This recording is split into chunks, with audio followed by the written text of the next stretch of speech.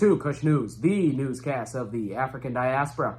I'm your anchor, Ochanda, in for the weekend edition, daily bringing you the top stories from Africa and the Caribbean. Let's take a look at today's news on Sunday, July 23rd, 2023.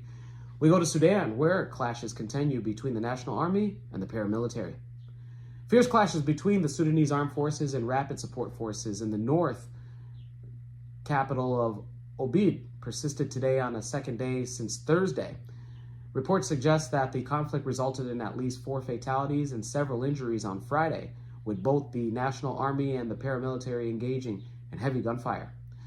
Witness testimonies report multiple casualties among civilians in the south of El Obeid teaching hospital due to rockets being launched by the rapid support forces. Sources add that the panic caused by the artillery blasts resulted in doctors and health personnel leaving the hospital. The Sudan Armed Forces also conducted coordinated airstrikes in Omdurman and Khartoum, with rapid support forces responding with explosions and artillery fire. Residents in the vicinity of Khartoum's districts also reported heavy gunfire, which reportedly resulted in civilians being injured in the crossfire. South Darfur's capital was also bombarded with heavy shelling. Those in Sudan, let us know on your thoughts on the conflict, and let us know again if you've gotten a chance to go to safety to neighboring countries. Let's go to Southern Africa, where the head of state of Zimbabwe states that and warns the foreign observer missions ahead of the August presidential election.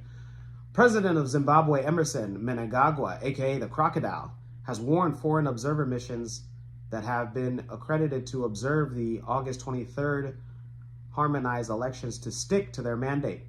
Addressing around 100,000 of his supporters, he stated that Zimbabweans are a peace-loving people and would never want to see violence take place anywhere. He warned the observers in the country to concentrate on their work, otherwise they will be shamed. He stated the quote, "Some foreign observer missions that are in the country are wishing that violence will dominate our elections. They think that there's going to be violence, but let me remind them that we are against such wayward behaviors, and we love peace, we promote peace, as we are a peace-loving people. Those who wish violence, we will shame you. We will never promote violence in Zimbabwe," he stated.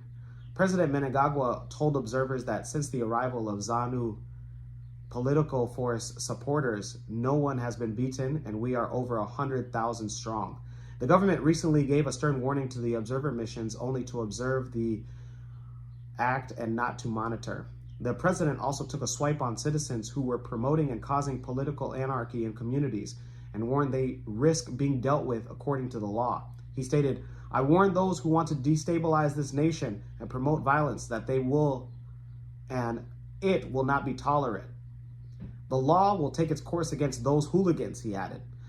President Mnangagwa was accompanied by his first lady, who hails from Mashonaland.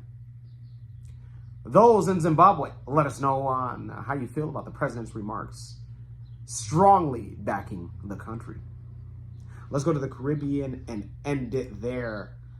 We go to Guyana, where banks will give cheaper loans to poultry farmers. President of Guyana, Dr. Irfan Ali, on Saturday announced the government's decision to remove the corporate income tax on income earned by commercial banks when giving loans to farmers.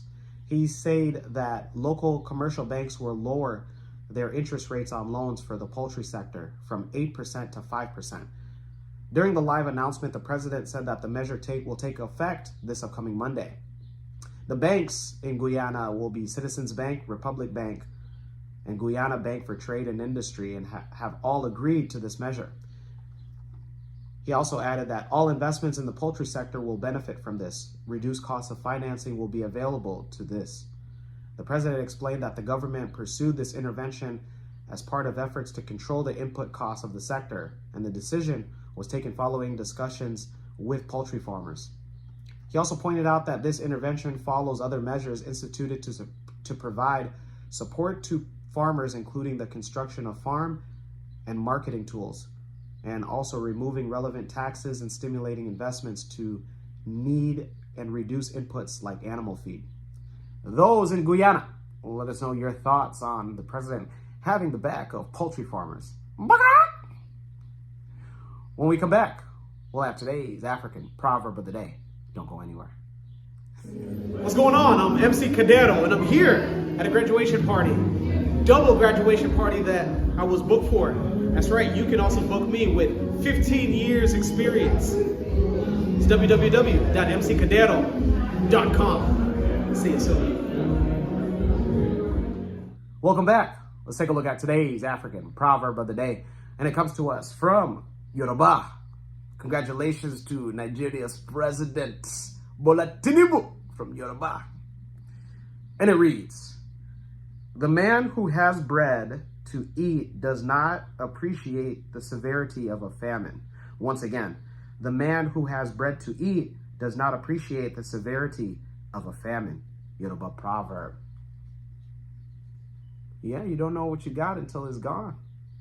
Let me know your interpretation of today's African proverb of the day, as well as your thoughts, views, questions, comments, and concerns on the top stories. Don't forget to like, subscribe, hit that notification bell for today and any other day that we upload material. For Kush News on Kush Conpost TV, I'm Ochanda. We'll see you soon.